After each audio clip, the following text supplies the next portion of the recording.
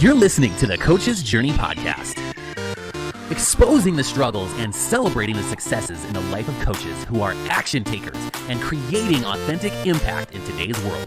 Whether you're just starting out, expanding your reach, or exploding your impact, you're in the right place right now. Stay tuned and be sure to subscribe to this podcast. Now, here are your hosts of the Coach's Journey podcast. What's up, Coaches Nation? This is Dr. Sheri Fluellen with the Coaching Mastery Community's amazing podcast that we do every week, coming at you with new amazing content. This is the Coach's Journey podcast, and I'm here with Faisal and San, my amazing co-host. Hello. Today, we are going to dig deep into one of the biggest challenges that newer coaches have. But honestly, I don't even think it's new coaches. It's every time that in our coaching practice, we level up in a way, whether it's leveling up and getting a new certification and some new training, working with a new set of clients, a new skill set. There's always this nagging little challenge that just seems to always be there that we're going to talk about today. And that is the imposter syndrome. So we're going to tackle that today, because if you, in the last week, in the last month, in the last year, have really had some concerns, some challenges around feeling like you don't have what it takes to do this or to do the next thing, or you're self-doubt, or you feel like, God, I'm not even worthy to do this. Those are kind of all indicators that there's a mindset challenge that you're experiencing, maybe not a skill set challenge. All right, Faisal, how should we start unpacking this conversation? Yeah, I'm so excited about this because I actually just went through a whole event around this. Like, there were 2 days two of the days were dedicated to this whole process of the stories in our head around our identity and all sorts of beliefs that we have that we hold on to. But before I jump in, for those who are listening, for anybody who's listening to this, we do have a community where our Facebook community is actually free. That gives you a lot of value. Make sure you join that. We should have the link somewhere under this. We also have a program that can support you to move forward. We're an implementation community, which means that we actually hold your hand and take you to the finish line towards you building a profitable but also impact-driven coaching business. And this is run by coaches. It's not some random business consultant or a business owner or a marketer that does this. We're all actually coaches in this community, and we've built businesses, and we're working together to do this. So make sure you join that. Maybe we can start off because as a starting point, and I liked how you said it, anytime we do something new, there will be like, it feels like, oh, it's not us, because it's a new thing. And a lot of times, if you're not used to this process, if you haven't done multiple things or you haven't paid attention to that pattern, when you jump in, and it's the same with, by the way, real estate investors go through the same process. They're like, oh, I don't like, they go through this long until they do it enough. They go through this process of, oh, I feel like an imposter when I'm telling people that I'm an investor. I feel like an imposter when I'm telling people like I'm a coach. That is a normal thing. So we get alarmed by it, but that's a normal process of growth, because the part of your identity, your ego, wants you to be a certain way that you were. When you try to grow, you're moving past that. You're building a new identity. So your ego's reaction to that will be is that I feel like an imposter. So that's something to like recognize, that that's actually a positive thing. In fact, that's a cue that you're growing. And like Sheri said, this happens every time. For me, it happened when I jumped in as a coach, but just recently in the past couple of years, when I started showing up more as a business mentor, that was a huge shift for me. Like, I literally needed permission. Like, can I show up as a mentor, as a business mentor? I don't know if I'm ready. I don't know if I have enough experience, but actually it was just watching another business mentor who did it, who was also a coach. And I looked at him like, I don't think I need any more permission other than the fact that I need to decide. And when I decided that and I started doing it more, I became more used to it. I became more used to, now I can call myself a business coach and a high performance coach, and I'm okay with that. But for a while, I was very uncomfortable with the idea of a business coach. Yeah. And so first, language is important, right? What we call something matters, because it almost sets the framework for the thing that we're talking about. So first off, I would love to even just remove the word syndrome from this from what people, how we refer to this, because imposter syndrome, that's pretty scary. It's like going to the doctor and them It's a telling you, condition. I know it's a medical condition. I have cancer. I have imposter syndrome. It's like, oh, no, the world's crashing down. I need chemotherapy. Like, that's not what we're talking about. It's literally just self-doubt. That's what, at the core of it, what I think is happening is there's self-doubt around your ability to execute and do the thing that you're wanting to do. And often that self-doubt comes, well, it can come from a lot of places, but the most common one, I think, is just lack of experience. We have a lack of experience doing the thing, being a coach. Even I totally experienced this and still sometimes experience this. I have been a psychologist since 2007. That's a long time. I have a PhD in helping people change. And yet when I pivoted into the coaching world, I felt like an imposter in some ways. I had a lot of self-doubt. Like, how am I gonna, but yet from the outside, people are like, oh, she's got this. There's no problem. And like, she could help anyone. And I get told this a lot, like, oh, with your credentials. And yet inside, sometimes I still don't feel that way. So this is a common thing, and it's just self-doubt. And when you move past the skill set, okay, so maybe I've done this enough, maybe I've got enough, reps under my belt, and I do have some success and experience to kind of back up how I feel. There's still a lot of other things that can come in to impact your self-doubt and keep that self-doubt present. So that's really all we're talking about is doubting yourself. And there are lots of strategies and self-awareness that can be helpful in moving past that self-doubt. But even more than just moving past it is just moving in spite of it. Like, even if it's still there, who cares? Like, do it anyway. The self-doubt doesn't have to stop you or me from continuing to do the thing that we feel that we're being called to do. I love that. That's such a profound point. And this is an odd thing about coaches. We try to work out everything in a deeper way. So we'll spend hours and hours and hours. And there's nothing wrong with that. I think that's an important process of trying to understand like why something is happening. But because we're so used to looking at it from that lens, we will spend a lot of time. Let me read another book and work through this. Let me go to another workshop and see, like, let me go through another visualization. Let me go through some more therapy. Then I can figure out, oh, will not stop me. But there's a much more direct and faster way. And I'll tell you a story. So because I've gone through this process, when my wife started doing more coaching sessions, she's a coach as well. And she's starting to do a lot more coaching sessions than she was using. The first few times she will, first of all, before she even would go to the session, I'm referring a bunch of my clients to her. She is like, I can tell she's anxious. She is like stressed out. And then I'm just trying to get her. I'm like, you'll be fine. You'll be good. Just go do it. And so she will go with all the sweats and everything. She will go and do it. And she comes out of it. She's like, I think that went better than I thought. I'm like, okay, great. And then the second session, same exact process. Third session, same exact process. And like, as a coach, I could go dig deeper and be like, hey, what's happening? What do you feel? To be honest, I didn't even go to anything. First of all, I'm not her coach. It's like, and I don't want to be. I've tried that. It doesn't work. Smart man. Backfire. Second, I just encourage, for the most part, I was like, you'll be good. I think you're better than you think. And then she would go do it. And then she's the one who gives me the evidence. She's like, I think that was a brilliant session. And sometimes the session wouldn't be that good. I mean, like, I think maybe they went better than you think. And she would listen to the recording. She'd be like, yeah, I think it's good. Or she would hear back from the client, despite the fact that she would think that it was such a bad session. She's like, oh, that completely changed my perspective. And something happened. And I've never gone through a process like that. And then I'd be like, see? So she's accumulating evidence as she's doing this. I don't need to do anything other than just get her to go into that situation over and over. And after about 15 sessions or so, I remember that it hit a point in the past few months where she's like, I'm like, how do you feel? She's like, I'm okay. I'm good. And sometimes she's like, I'm looking forward to this. There was like a shift that started happening.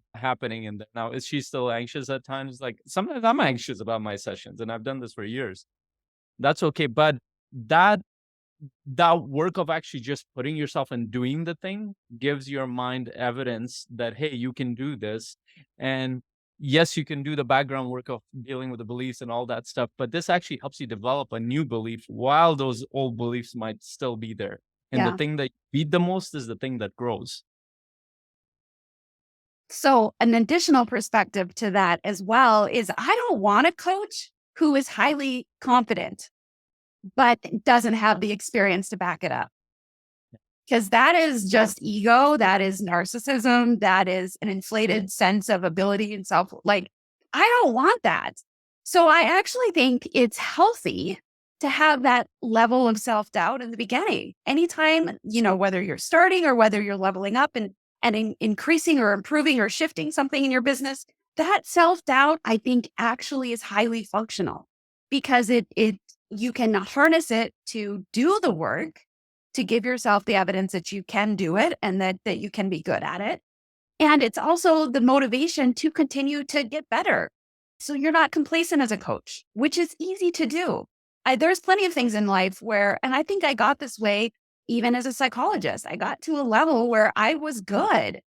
And I'm like, good enough, right? And so so part of that was I was also managing other people. And so I was like, that's good enough. I'm just going to let it, set it and forget it. Not work on that skill set anymore because I'm working on other skill sets.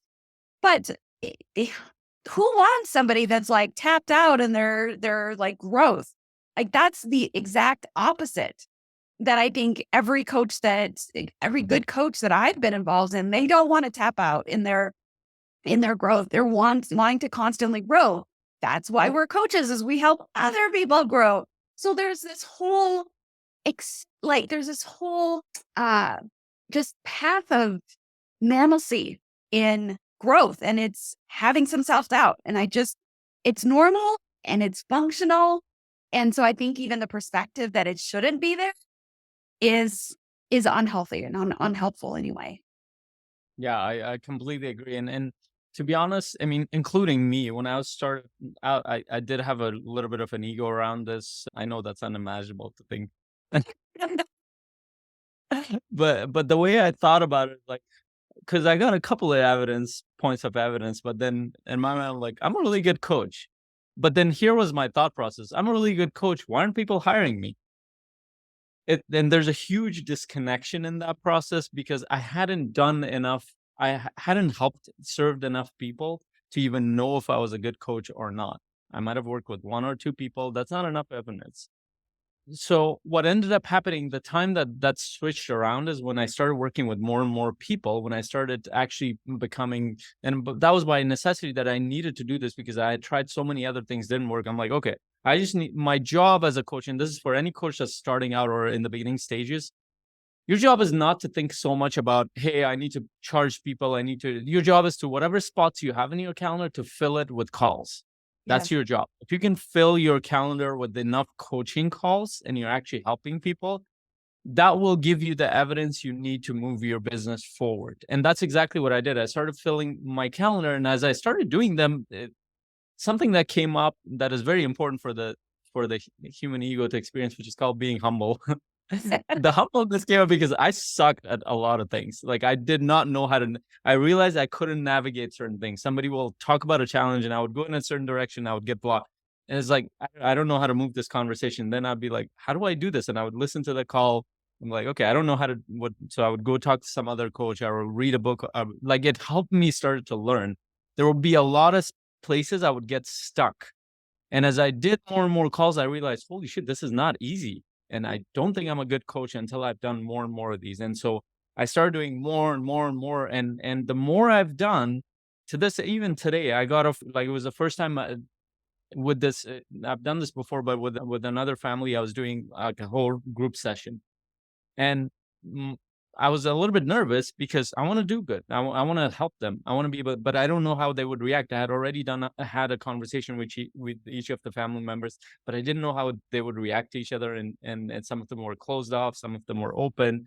It was very interesting. As I went, the beginning was I could see my doubt was coming in, but I was trying to engage them. So I had to deal with my own thoughts before I even was. It took about 15 minutes of the session to like start to pull more people in to the conversation. And as I started to see that their sharing got better, and this is after hundreds of sessions that I've done like this.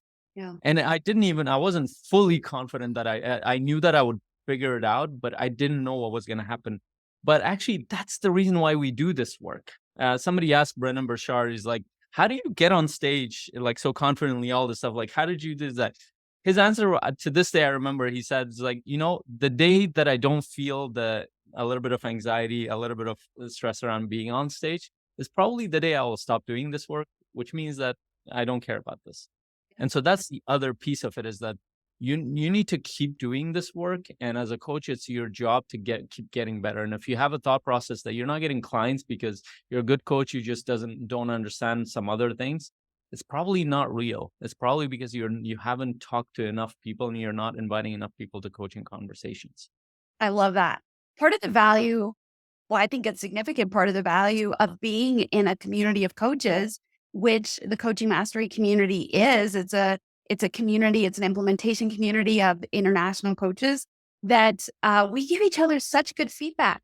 And no matter which side you're on, I've been on both. I've been on the self-doubt, and then I've had coaches speak it to me and say, you're better than you think you are. And it took a while, and it took a lot of hearing that in some of these situations for me to be like, oh, okay. So let me lean into my experience a little bit more and just kind of ignore that feeling of self-doubt a little bit more. And then there've been other times where I'm like, I got this. I can totally do this. And then afterwards I'm like, oh my gosh. Like I had more confidence that was not deserved. But being in a group of coaches that are able to speak to both of those sides, you have a lot more skill set than you give yourself credit for. And also, wow, like there's some things for you to learn. And here, let's learn them together. There's people around me that are also trying to learn those things. I would say the biggest learning curve for me, kind of in the most recent, was shifting from largely doing individual work to doing group work. And I remember saying at the very beginning of all of that, I'm like, I don't do good at managing lots of different people. I remember that specifically because I have memories of doing groups where like one person would interact a certain way and would like dominate. And like I'm much more of like a passive, maybe that's not quite the right word, but I'm very reflective. I kind of observe what's going on, and I'm not like super aggressive in sessions and like trying to manage and direct people. And so often I would feel like people are just running over me and they're just overtaking. That was all a skill set thing. And so the more that I've done it, the better I've gotten. And so now I'm like, yeah, I can jump in any group and I think I can do pretty good with it and help people leave the group experience, with something that they can take away after that. That was just literally practice and doing reps and getting better at the skills. It wasn't anything else. And so then my confidence as a result has improved. And so it wasn't, I came into this thinking I'm, all that in a bag of chips. It was, I had to earn that right in my own mind to be self-confident. So, but in that whole journey, that self-doubt had a function because I'm like, I don't know that I'm good at this, so I better figure something out. And which propelled me to then get support, to ask a lot of questions, to observe things, to learn. I mean, there's just so many things in that process. So let that self-doubt motivate you to getting the skills that then help kind of erase that self-doubt a little bit more.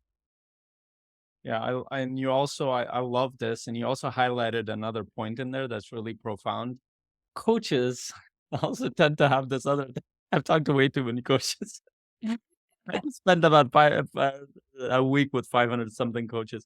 So you hear certain things, and I've heard these things so many times. So, for example, coaches will bring personality types a lot. You're like, oh well, I'm a highly sensitive person, or I'm introverted, or somehow they've become the cool things to be. I'm not saying people are not that, and I'm introverted as well. By the way, there's a spectrum there. So I'm about 60% introverted. If you look at the personality, if I do a personality test, but there are certain times I don't feel like that. I feel very extroverted. There are certain times I do not want to have anything to do with people. So my introverted side comes up. There are certain times where I want to just dance and do stuff. It's like have fun and joke around, poke around with people. Certain times I want to challenge people. There are different sides to us. So a lot of times what coaches tend to do, they box themselves in without realizing it. And in areas that they also box their clients in too. And I've had multiple conversations, like when you kind of, and what you highlighted there, Sheri, is that a lot of what we're doing are actually skill sets that you develop. Yeah. I am introverted, but I had to develop the skill set of speaking a certain way or talking to people a certain way. That was a hard skill set for me to learn. But once I understood how it works, it was just a skill set.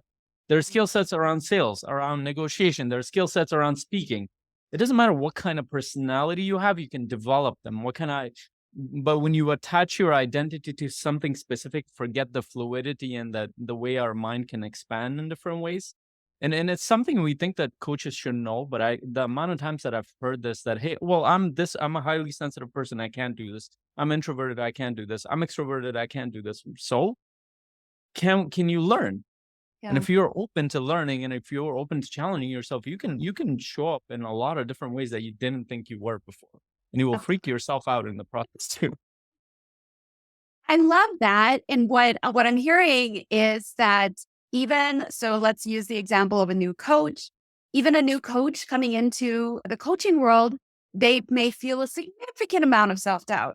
But one thing that I have worked with some coaches on is, what are the skill sets that you have in life already?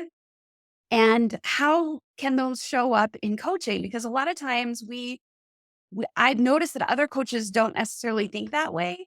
I've seen you do this too with investors, that, an engineer now shifts into becoming an investor and they feel a lot of self-doubt. Good grief. Like, as an engineer, how analytical, and there's such good skill sets in their experience as an engineer that directly translate into being an investor. Well, as a coach, you have a lot of life experiences and things that you have grown in that are directly transportable into your coaching business. So give yourself some credit, recognize those things, because that can help give you a little bit more self-confidence, enough to push through the times when you feel that doubt in the areas that maybe you legitimately do need to grow in your skill set. So it's not an all or nothing. As I was kind of hearing you say, if I saw that, there's different things that you might be good at and different things that you're not. And just recognize and celebrate that it's not all self-doubt. There's really something you've got to use.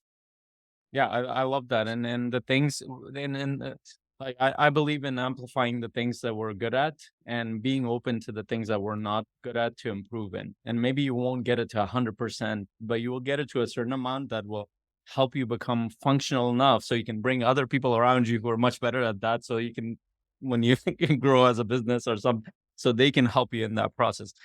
There are certain things I love being and doing. There's certain things I don't. But in the process of building a business, I had to develop a bunch of skill sets that I didn't even like in the process. For example, I didn't like being on video, but I had to learn.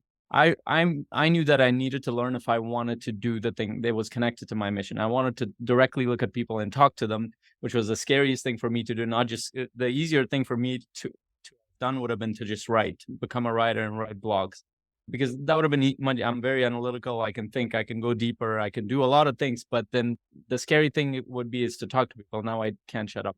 So that's but it's funny how that happened in that process, because I had to be open to it. So if we were to summarize, all that we're saying here is that as you're jumping into this new path, or as you're trying to develop your identity as a new coach, bring the things that you've worked on already, your strengths.